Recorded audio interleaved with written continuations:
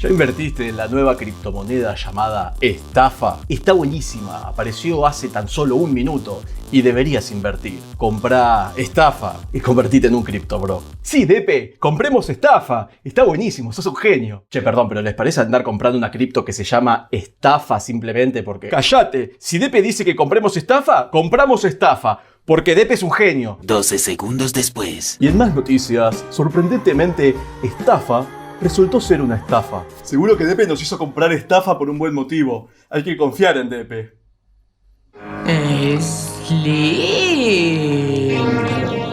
¿Te suena algo de todo esto? Vos también percibís que desde hace años que hay cada vez más este tipo de pseudocamporistas que arruinan con sus fanatismos algo que no debería tener ningún tipo de fanatismo. ¿Por qué una persona puede fanatizarse con un político y así todo seguir pensando que es liberal? Hoy vamos a hablar de todo esto, del token promovido por Javier Milei, Libra y más.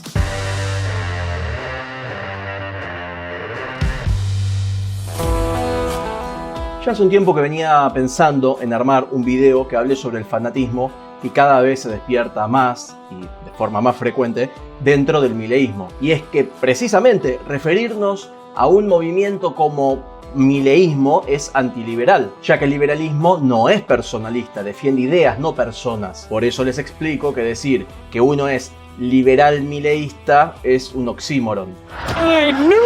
Durante la campaña de 2021, muchos sabrán que yo asesoraba a Javier en lo que es comunicación. Varias veces le advertí sobre esta cuestión del fanatismo que estaba cada vez más presente y no pareció darle mucha relevancia. Me decía que era algo que no era importante. Por lo que solo se limitó a decir en el escenario del Ezama su conocida frase de "no vine a guiar ovejas, vine a despertar leones". Pero eso no fue lo que terminó pasando, ¿no? Me precio de ser un buen anfitrión y debo ofrecerles una cerveza, pero estoy tan molesto que va a ser pura espuma.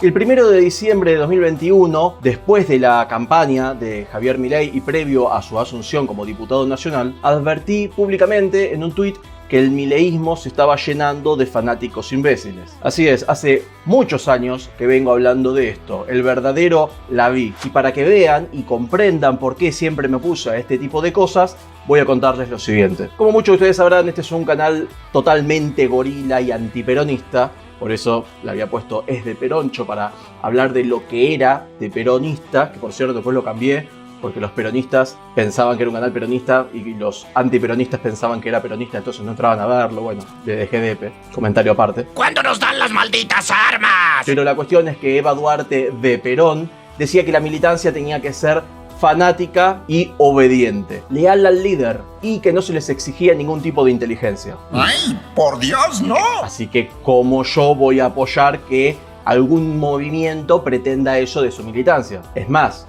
Eva prostituta Duarte de Perón decía que las mujeres no necesitaban pensar porque Perón lo hacía por ellas. Pero bueno, cuestión eso, el militante no tiene que pensar. ¡Ay, por Dios, no! Como decía, teniendo yo el canal más antiperonista del planeta y siendo yo un liberal que defiende ideas, por supuesto que toda esta idea de fanatismo no me gusta. Como explicó la segunda esposa de Perón, un fanático es un boludo que defiende cualquier cosa que haga el líder sin pensar. Repito, no piensa, porque claro, el líder es perfecto y va a pensar por ellos, que de nuevo, es lo que decía en la introducción. ¡Batman! ¡Político líder! Por supuesto que esto llevado al plano local es grave porque resulta funcional al kirchnerismo, no es como fanatizarse con una banda o con un equipo de fútbol. Porque sí, como digo, estas focas del mileísmo que aplauden cualquier cosa que haga el gobierno por más que meta la pata hasta la rodilla, esos elogios absurdos y esa defensa ridícula termina siendo funcional a que vuelva el kirchnerismo, que sabemos cómo termina. Crisis, cambio de gobierno, inflación. Pero de esto vamos a hablar ahora en un ratito, porque primero quiero hablar de qué es el fanatismo, de cuáles son las principales causas que lo provocan, sus características. Pero antes voy a señalarles que si les interesa leer un análisis más elaborado sobre las fallas de comunicación del gobierno, en el sitio de Republicana, mi agencia de comunicación política, junto a mi socio Gonzalo Acosta, redactamos un informe analizando la situación comunicacional de este suceso de Libra. Lo están viendo en pantalla, pero si no, les dejo el link en la descripción. Como les estaba comentando, y muchos del otro lado lo sabrán, yo asesoraba comunicacionalmente a Milei en 2021 y alguna partecita de 2022, así que obviamente me apena mucho todo esto que pasó, de no haber podido evitar que todo esto sucediera. Básicamente porque, bueno, Milei me tiene bloqueado de su WhatsApp. Ahora sí, sigamos con los motivos del fanatismo. El fanatismo por un movimiento social o un movimiento político suele tener raíces profundas psicológicas, que combinan factores individuales y colectivos. Casi siempre tienen que ver con cómo nos sentimos y cómo queremos ver al mundo. Para hablar de este tema, quise consultarle a un especialista, así que hablé con mi amigo, el psicólogo Raimundo Gabriel, y me hizo un video hablando sobre esta cuestión. En primer término, vamos a hablar de fanatismo desde el punto de vista psicológico. Podemos entenderlo como una respuesta emocional intensa hacia una causa, idea o figura. Las personas buscan pertenencia y aceptación en grupos para poder satisfacer una necesidad fundamental de conexión social. Esto puede ser particularmente una consecuencia de fuertes situaciones de incertidumbre o de estrés, en donde pertenecer a un grupo proporciona un sentido de identidad y de seguridad. Véase, por ejemplo, los rugbyers, en el caso de Fernando. Por otro lado, el fanatismo surge cuando la identificación con el grupo se vuelve extremadamente exclusiva, llevando a comportamientos de una índole de defensa, promoción agresiva de los valores y creencias del grupo a niveles inconmensurables. Factores como la conformidad social, el refuerzo positivo en los pares y la narrativa lo que realizan es fortalecer el sentido de pertenencia al mismo. Complementando lo que decía Raimundo, les voy a extender un poco la explicación. Escuchen.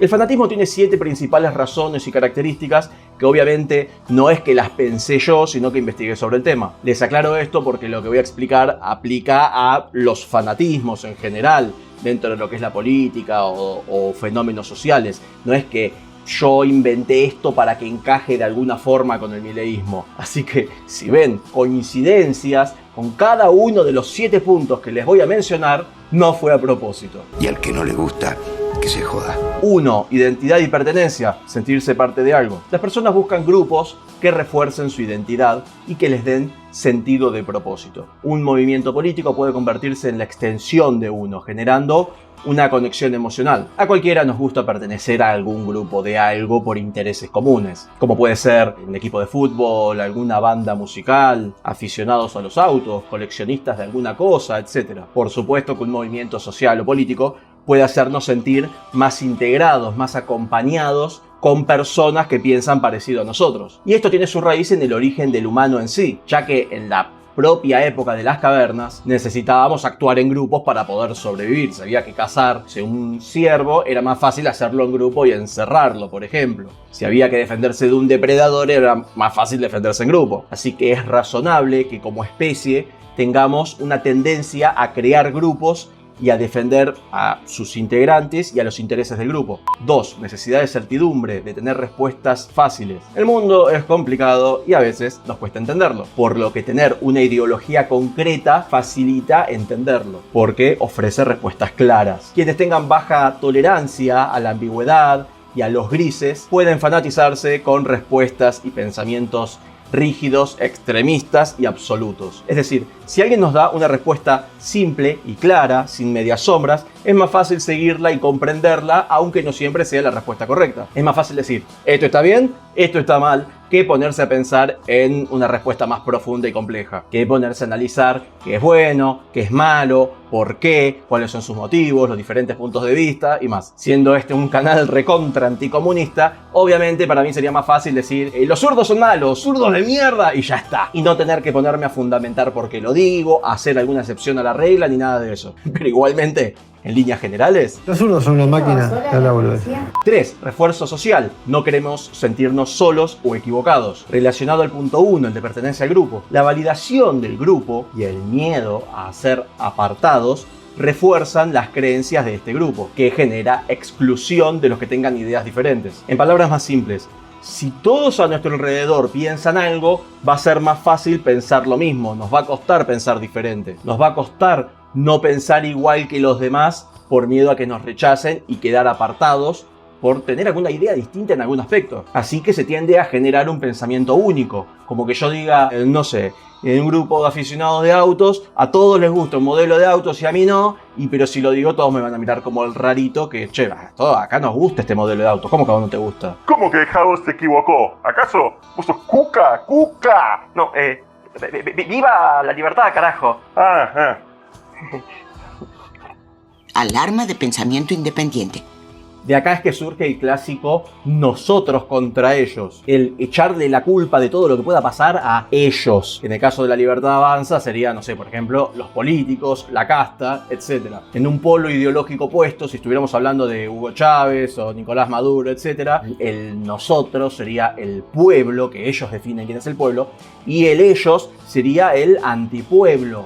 Los factores antipueblo como pueden ser, no sé, los empresarios o Estados Unidos, o como decía Hugo Chávez, los pitiyanques. O bueno, si nos referimos por ejemplo al feminismo, ellos sería el patriarcado, las alienadas, no sé, los hombres en todo su conjunto, los machistas, o bueno, el propio Javier Milei. Javier, hasta acá llegaste. Deja de faltarle el respeto a las mujeres. 4. Cognición motivada. Escuchar lo que queremos. El conocidísimo sesgo de confirmación. El humano tiende a rechazar los cambios. Es más fácil escuchar únicamente lo que confirme nuestras propias creencias y rechazar lo que las contradiga. Y eso obviamente refuerza el propio fanatismo. Esto es, prestamos atención a la información que confirme lo que ya creemos y rechazamos lo que no nos gusta. Por consiguiente, nos aferramos más a unas ideas concretas. Esto, obviamente, es contrario al pensamiento crítico y a la objetividad que siempre promueve el liberalismo. Es por eso que no me van a ver lustrándole la chota al presidente, como claramente está de moda, con cada cosa que diga o haga. Y por eso esto merece otra alarma de pensamiento independiente. Para mí obviamente hubiera sido mucho más fácil y redituable económicamente quedarme en elogiarle todo a Milei y defender todo lo que diga o haga. Ya han visto que tuve entrevistas exclusivas en 2021, en octubre, que por cierto la grabamos en el departamento de los padres de Javier. Tendría un canal que el propio presidente de Argentina y todo el oficialismo replique, me llevarían a cada evento internacional que hagan, e incluso al día de hoy probablemente sería diputado nacional, como el propio Javier Milei me pidió, que si no lo vieron, les dejo el video en la descripción donde dejé los chats y audios. O sea, todas cosas que pueden ver en algún que otro creador de contenido. Otros, no yo. Porque, de nuevo, lustrar chotas a políticos no es liberal. Promover ese sesgo de confirmación es antiliberal. Y este canal se caracteriza por intentar hacer pensar y razonar a la gente, por educarla, no por fanatizarla. ¿Cómo les llego a estos chicos?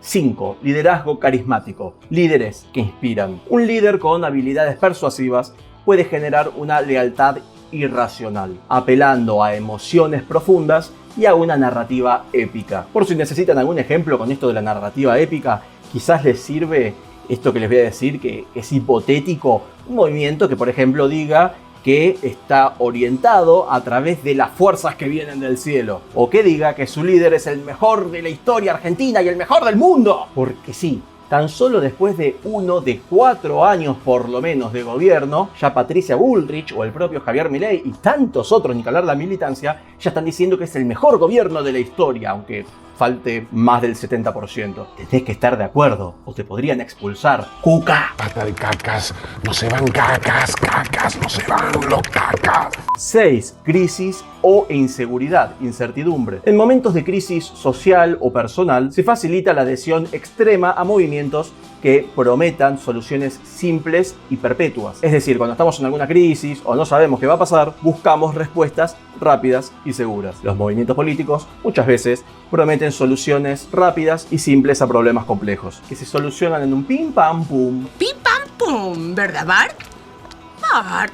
7. Factores emocionales. Las emociones nos mueven. La ira, el miedo o la esperanza pueden activar respuestas viscerales, haciendo que las personas se vinculen con narrativas que canalicen esas emociones. O sea, digamos, muchas veces las personas se unen a movimientos porque están enojadas, porque están asustadas o porque tienen la esperanza de que con ese movimiento las cosas podrían mejorar. De esta forma, las emociones fuertes nos hacen actuar sin pensar demasiado. ¿Se acuerdan lo que dije al principio? ¿Que un fanático no piensa?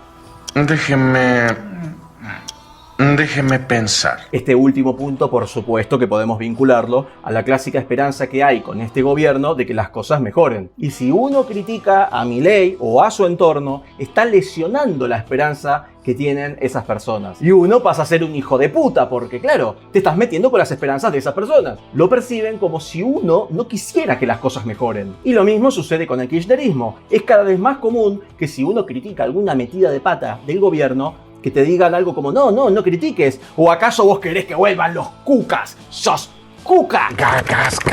O sea, apelan al miedo, y sobre este tema voy a volver en un ratito. Sobre esta cuestión del miedo es algo que igualmente también le pedí a mi amigo que hable. El miedo a repetir situaciones desagradables y sus consecuencias comportamentales tiene que ver con que es un fenómeno relacionado con la experiencia del trauma y la ansiedad anticipatoria. ¿Qué quiere decir esto? Que cuando una persona ha vivido una experiencia desagradable, su cerebro registra en el evento las emociones asociadas con ese peligro vivido. Esto lleva muchas veces a comportamientos evitativos, donde la persona intenta evitar situaciones que pueden desencadenar recuerdos o sensaciones similares al evento vivido, traumático claramente. Este comportamiento genera protección y supervivencia. Sin embargo, puede convertirse en un ciclo que limita la vida de la persona, como un eterno loop, y si no se maneja adecuadamente. La terapia cognitivo-conductual, en la cual trabajo yo, puede ayudar a este tipo de personas a poder afrontar y procesar estos miedos. Debo recordarles otra vez que todo lo que dije aplica a los fanatismos en general, incluso puede ser para kirchneristas. Pero antes de seguir, quiero agradecerle a mi amigo el psicólogo Raimundo Gabriel por participar de este video. Y muchas gracias, Augusto, por la invitación. Ahora sí, sigamos.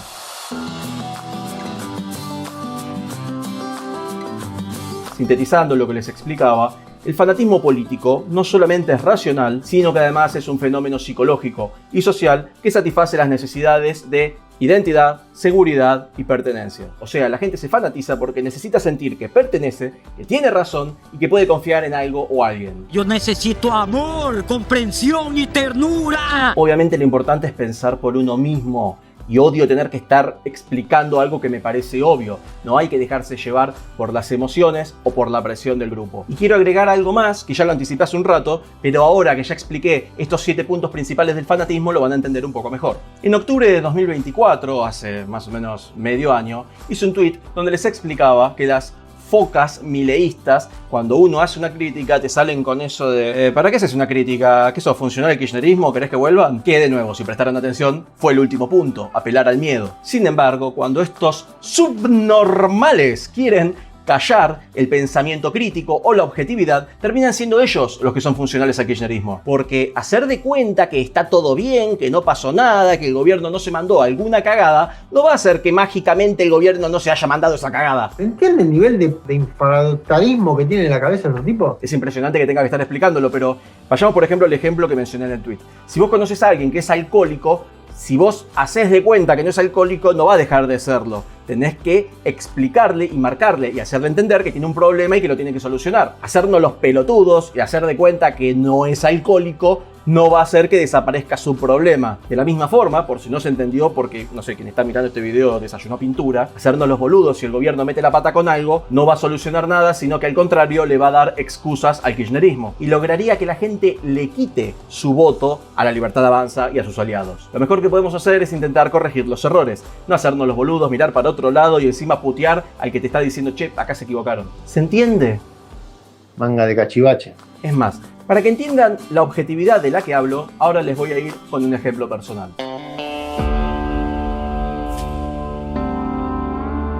Para quienes no lo sepan, soy actor, tengo más de 8 años de formación y hace un tiempo estuve durante unos cuantos años con un grupo de amigos grabando una película. Puede verse en algunos países a través de Amazon Prime, aunque bueno, curiosamente en Argentina no. Técnicamente se grabó como miniserie, pero bueno, Amazon lo subió como película. Cuestión que no había un mango, todos los lugares donde grabábamos, las locaciones, nos las prestaban, el equipo que estaba grabando era ad honorem, nadie cobraba un peso, el productor, el director, otro actor y yo éramos los que poníamos la plata para los viajes, para la comida y demás, y todo el tiempo había que hacer cambios de guión, porque cada tanto pasaba que alguna locación ya no estaba disponible de golpe de un momento para el otro, o alguien del equipo ya no podía seguir porque ni siquiera le estábamos pagando, así que decía, chicos, todo bien, pero no puedo seguir, y teníamos que salir a buscar un reemplazo. Como nos llevó tanto tiempo, en el medio cayó la cuarentena y tuvimos que ver cómo nos arreglábamos para poder grabar grabar igual o esperar un montón de tiempo para poder seguir grabando. En el medio yo subí, bajé de peso un montón. No sé, se vendió el auto que usaban los personajes y tuvimos que salir a buscar un auto similar y un montón de cosas más. Y por todo esto el guión lo sufrió y se notó en el producto final